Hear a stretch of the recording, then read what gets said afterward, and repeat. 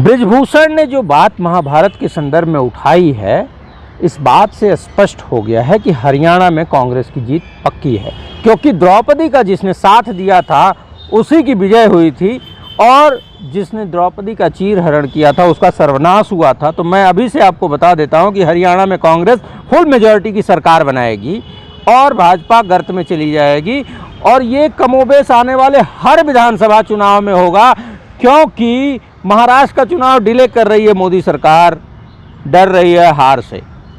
हरियाणा में चुनाव, एक बात और, जो मोदी या जो भाजपा सरकार ये एक देश एक चुनाव की बात करती थी, वो एक साथ हरियाणा और महाराष्ट्र का चुनाव नहीं करा पा रही है। ये हार का डर है। जो सीना ताने 56 इंच का आदमी ये कहता था 400 पार, वो बहुमत से हो गया पीछे, तो अब उसको समझ आ गया है कि देश की जनता हमारे खिलाफ खड़ी है। जो 56 इंच का सीना वाला था वही बृजभूषण के सामने दंडवत हुआ था, चरणों में बैठ गया था, और मजबूरी में बृजभूषण का जब टिकट काटना पड़ा जन दबाव में, विपक्ष के दबाव में, तो उसके बेटे को टिकट देना पड़ा, क्योंकि मोदी जी डरते हैं बृजभूषण से।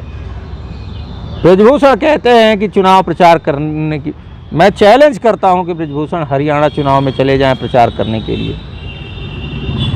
जितना वो प्रचार करेंगे भाजपा उतना ही जमींदोज होती रहेगी।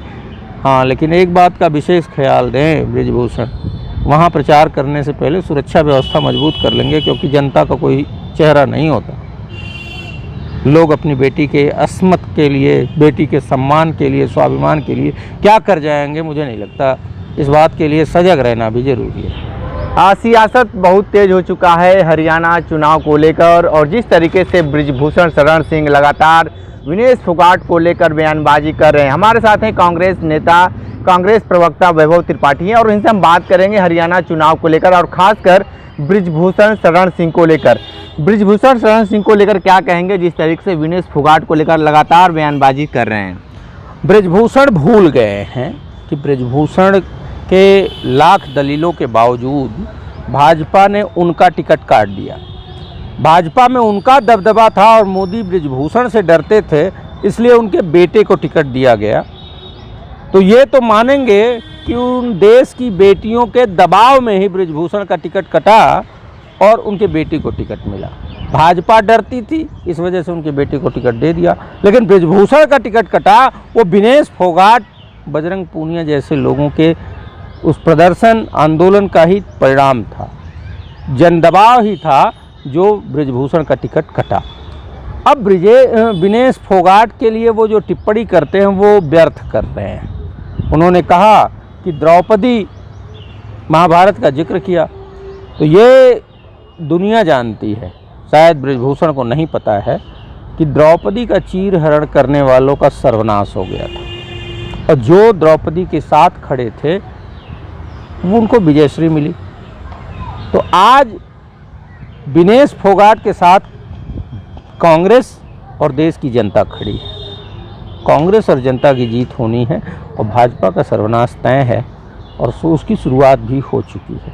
तो अगर बृजभूषण कुछ कहते भी हैं तो मैं उस पर बहुत ज़्यादा टिप्पणी नहीं करना चाहता। तो कृष्ण के रूप में कौन भूमिका निभाएगा कांग्रेस की तरफ से? नहीं, मैं वो तुलना नहीं करना चाहता, लेकिन जाहिर सी बात, कांग्रेस नेताओं ने उस बेटी का स्वागत किया। एक लगभग 100 किलोमीटर में रात को 2 बजे पहुंची है विनेश अपने घर।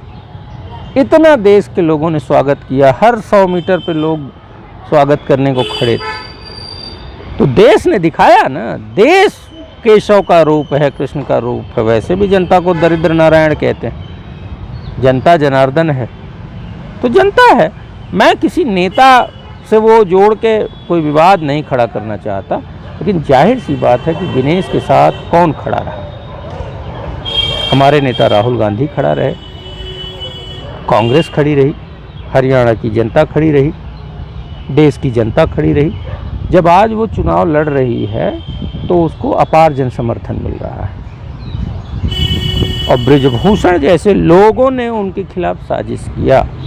बृजभूषण का एक बयान मैं और सुन रहा था, जिसमें उसने कहा कि विनेश ने गलत किया, इसलिए भगवान ने ओलंपिक में सजा दी।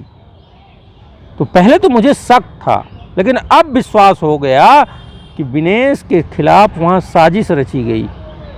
एक तरफ जहाँ ओलंपिक में गोल्ड मेडल, सिल्वर मेडल आ सकता था, विनेश ने विश्व की उस चैंपियन को पटका था जो कि कभी किसी कुश्ती में नहीं हारी थी,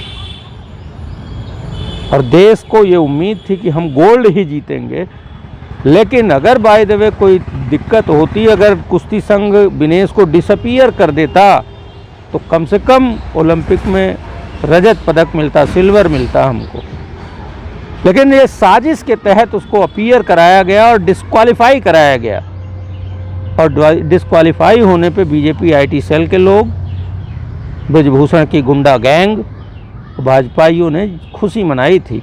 तो अब समझ में आ गया कि ब्रिजभूषण जो कह रहा है कि ओलंपिक में सजा मिली, मतलब इसके लोग थे उसमें शामिल, और वो जानबूझकर ये साजिश रचे।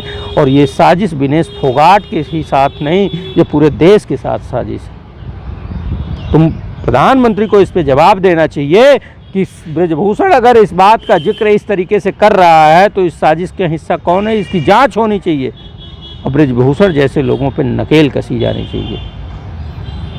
ये बताइए कि जिस तरीके से ब्रिजभूषण शरण सिंह लगातार ये कह रहे हैं कि अगर शीर्ष नेतृत्व कहे तो हम चुनाव प्रचार करेंगे।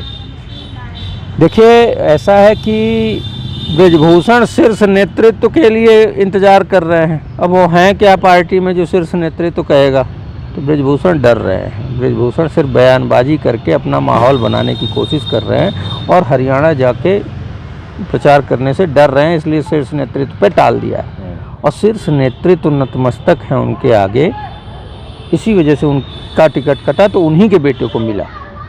ठीक, तो मैं तो ब्रिजभूषण और मोदी में बहुत फ़र्क नहीं मानता। ये दोनों आपस में मिले लोग हैं, एक दूसरे के साथ इनका तालमेल है।